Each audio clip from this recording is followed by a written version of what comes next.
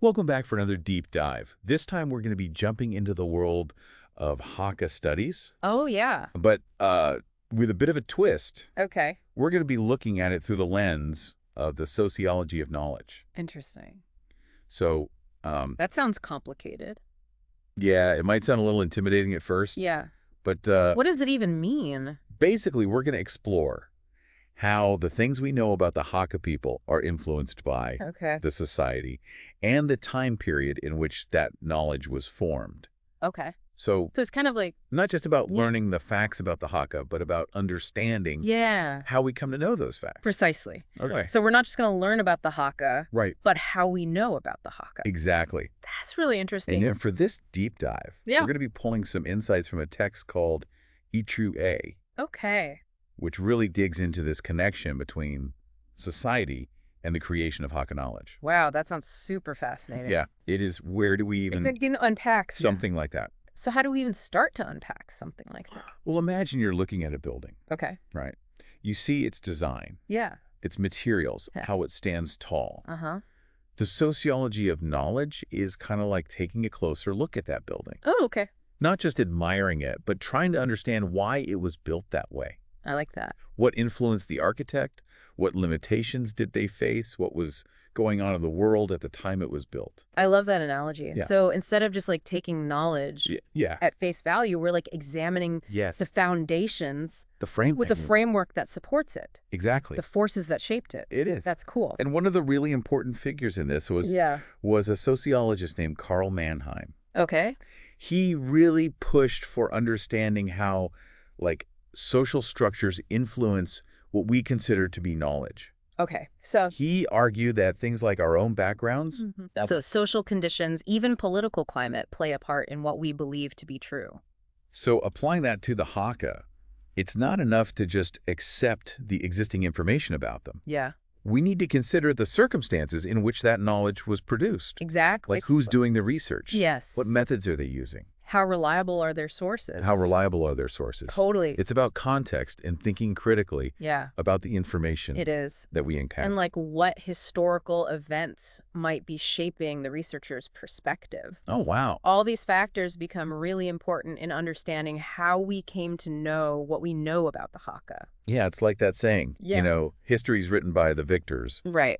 But in this case, it's more like knowledge is shaped Yes. by the dominant forces in society. That's a great way to put it. Yeah.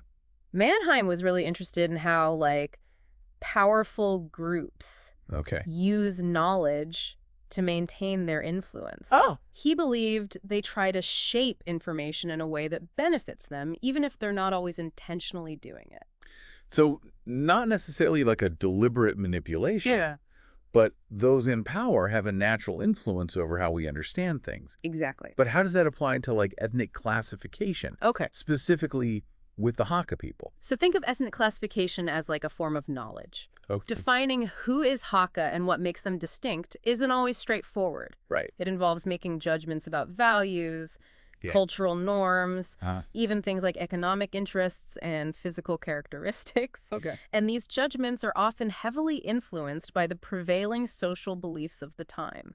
So deciding like what characteristics define a group or who belongs and who doesn't Yes. is bound up in power dynamics and social influences. Precisely. Wow. And even when presented as objective, these classifications can have a big impact on society. Okay. They can be used to legitimize the power of certain groups over others. This makes me think about how the very idea of like a Hakka identity came to be. Yeah. Was it always there, or did it like develop over time shaped by these social forces?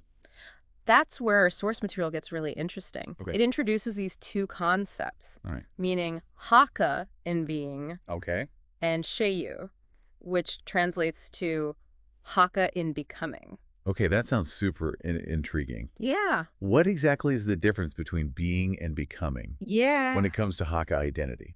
So Hakka in being refers to the fact that the Hakka as a group of people Okay. existed long before they had a strong unified identity. So like they were there, Yes. but without a shared understanding of their history, Exactly. their culture, They were there. or what made them unique. But without like a shared understanding of their history or their culture or Right. So they existed as a population group, Yes. but not necessarily as like a cohesive group Exactly. with a shared identity. Okay. So Hakka in Becoming, on the other hand, is all about the emergence of a distinct Hakka identity. Okay. It wasn't a sudden event, Right. but more of a process intertwined with the development of Hakka studies and the creation of knowledge about their history, their culture, and what set them apart from other people. It sounds like the growth of Hakka knowledge actually played a crucial role in solidifying their sense of self. Absolutely. But where did all of this knowledge come from?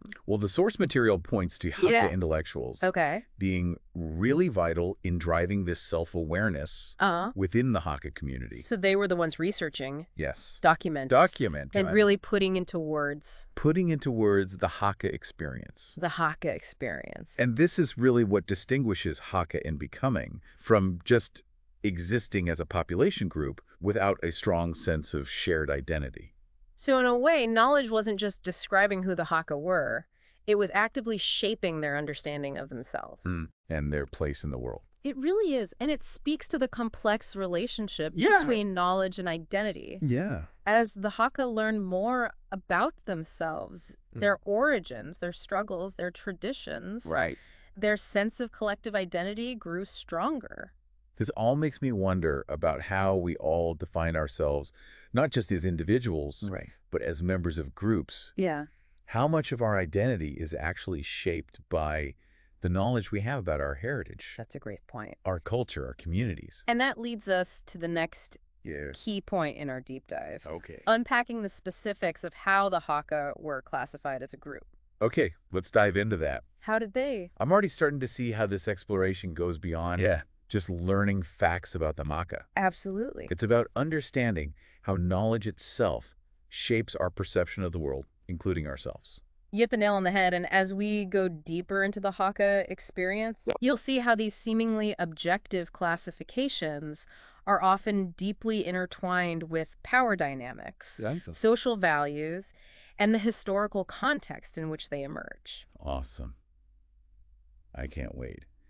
So we've been talking about how Hakka identity was this process of becoming driven by this like interplay of knowledge creation and these social forces. Yeah. Like it's not as if there was just a group of people just... Yeah, they were just waiting to be discovered. Waiting to be discovered, right. Exactly. It was much more dynamic. It was much more dynamic than that. Yeah. Yeah, and the source material really highlights this idea of context. Yeah. Even the name Hakka, which translates to guest families, Right. reveals a lot about their socioeconomic reality. Yeah. Their history of migration and settlement really shaped their identity. Yeah, that term guest families paints such a vivid picture. Yeah. It speaks to a sense of displacement, Yeah. of finding a new home, Absolutely. and navigating a new landscape. The new landscape. Yeah. And as Hakka scholars began researching and documenting their unique history, their cultural traditions, even their distinct dialect, it solidified that collective identity.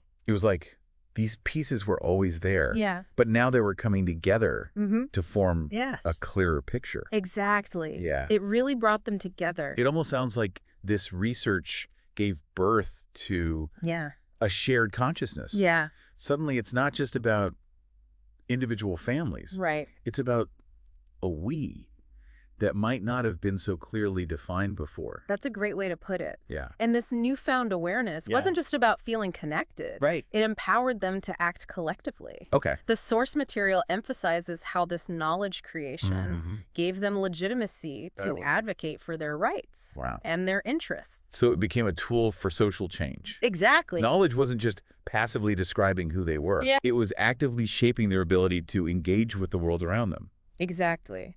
But we can't forget that this process of defining themselves, of drawing boundaries between Hakka and non-Hakka, was also happening within a very specific political and economic context. It makes you wonder how much of their self-definition was a response to how they were perceived. Absolutely. Or treated by those around them. There's a really important point. Were they pushed to define themselves more clearly? Yeah. To stand out or to, like, claim their space in society? Remember how we talked about the influence of dominant forces? Right. The source material suggests that prevailing ideologies of the time also played a role. Okay. Imagine a society where certain groups hold more power and influence. Marginalized groups often feel the need to articulate their unique identity more strongly, almost as a way of asserting their rights. It's like saying we have a unique history and culture, and we deserve to be recognized and respected for who we are. Yes. It's a powerful act of self-affirmation. It really is. Yeah. But this act of classification, of drawing those boundaries, inevitably leads us to the next crucial point. Okay. The implicit value judgments that are often embedded within these seemingly neutral categories. Ooh, now this is where it gets really interesting. Yes. Because on the surface, classifying people into groups seems pretty straightforward. Pretty straightforward, even scientific. But you're suggesting there's a lot more going on beneath the surface. Absolutely. Yeah. Remember, knowledge creation is never truly neutral. It's always influenced by social context. And when it comes to classifying people, those classifications often reflect the biases, assumptions, and power dynamics of the society that created them.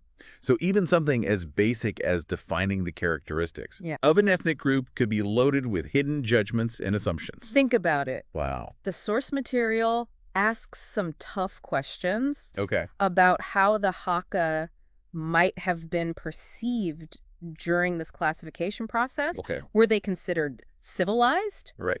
Were they seen as excellent in certain areas? Uh-huh. Were judgments made about the purity of their bloodline? Wow, those are some heavy implications. They are heavy. It really makes you realize how these seemingly objective classifications can be used to reinforce existing power structures. Yeah. Even if it's not intentional. Even if it's not intentional, and those judgments, even when unspoken, have very real consequences. Yeah. They can impact how a group is treated, the opportunities that they are afforded, and even how they view themselves. It's a stark reminder that knowledge is never truly neutral. Is never truly neutral. It's always shaped by... It's always shaped by the social forces around it. The social forces around it? And we need to be aware of those forces to fully understand what we're really looking at. That's exactly why examining Hakka studies through this lens of the sociology of knowledge is so valuable. It is. It challenges us to think critically, to question assumptions, and to recognize that knowledge itself is a product of a complex and often unequal world. That's exactly right. I think our listeners are starting to see how this all connects. Yeah. But let's make it even more relevant to them. Right. How does all of this knowledge about the Hakka and the sociology of knowledge apply to their own lives? That's the perfect question. Yeah. To lead us into our final takeaway points. Okay. From this deep dive. It's been quite a journey today. Yeah. Exploring Hakka studies through this lens of... the sociology of knowledge. The sociology of knowledge. Yeah. It's been eye-opening, to say the least. Eye-opening. It's not just about facts and figures, but recognizing the social forces and power dynamics that shape how we perceive and categorize entire groups of people. Absolutely. And if there's like one big takeaway from our deep dive today, it's this.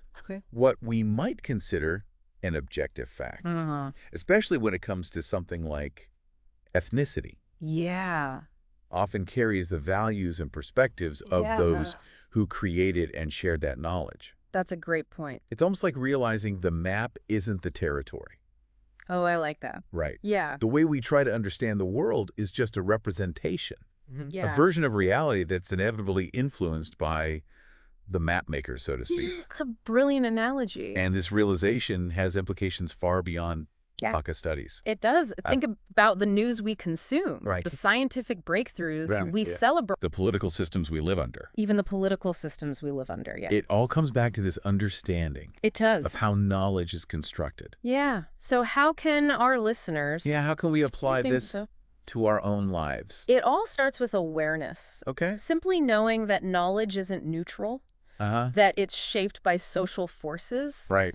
allows us to be more critical Right. consumers of information. So we start asking those important questions. Those important questions like who is presenting this information? Yes, exactly. What are their motivations? What perspectives might be missing? Yeah, what perspectives might be missing from this story? You got it. Yeah. It's about developing that healthy skepticism. Not cynicism, but skepticism. Yes, exactly. Yeah. Not in a cynical sense, but in a way that lets us engage with information thoughtfully. Okay. And carefully. Almost like becoming knowledge detectives. Knowledge detectives. We're always looking for clues. Yes. About the context. Right. And the influences. that shape the information we encounter. That's where critical thinking comes in. Yeah. Once we recognize those potential biases, we can start analyzing information more carefully, considering different points of view, and really looking for evidence to support or challenge the claims being made.